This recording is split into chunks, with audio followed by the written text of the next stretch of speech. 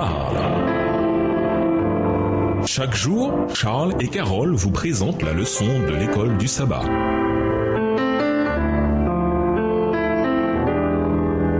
Bienvenue dans votre émission Dieu nous parle. Nous voilà la leçon de dimanche, l'alliance du salut. La mort de Christ sur le calvaire a rendu le salut possible pour toute personne sur cette terre. Contrairement à la promesse des saisons, le salut n'est pas unilatéral. Il n'est pas donné à tout le monde, peu importe leurs actes. La croyance que tout le monde sera sauvé est l'universalisme. Contrairement à cette croyance, Jésus enseigna clairement que, bien qu'il soit mort pour toute l'humanité, beaucoup de gens vont vers le chemin large, celui de la destruction et de la mort éternelle. Matthieu 7, versets 13 et 14. Que disent les textes suivants sur la façon de recevoir le don du salut en Jésus? 1 Jean 5, le verset 13, Matthieu 10, le verset 22, Jean 6, le verset 29 et 2 Pierre 1, les versets 10 et 11. 1 Jean 5, verset 13. Je vous ai écrit ces choses afin que vous sachiez que vous avez la vie éternelle, vous qui croyez au nom du Fils de Dieu. Matthieu 10, verset 22. Vous serez haïs de tous à cause de mon nom, mais celui qui persévérera jusqu'à la fin sera sauvé. Jean 6, verset 29. Jésus leur répondit,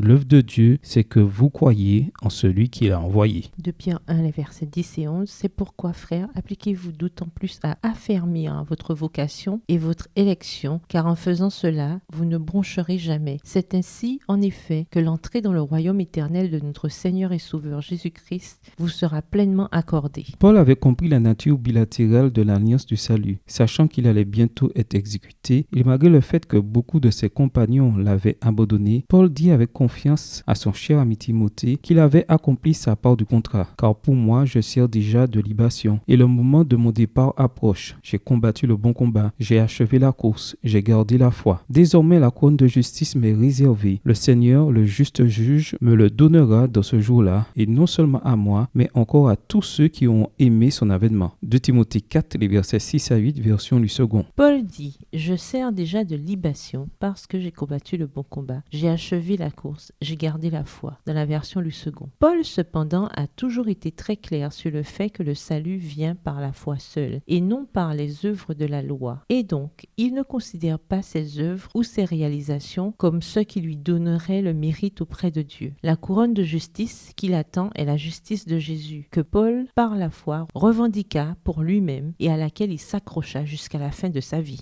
Bien que le salut soit un don immérité, quelle est la différence entre ceux qui acceptent ce don et ceux qui ne l'acceptent pas? Quelles sont les exigences de l'acceptation de ce don? Au revoir. Et à demain si Dieu veut. Dieu nous parle.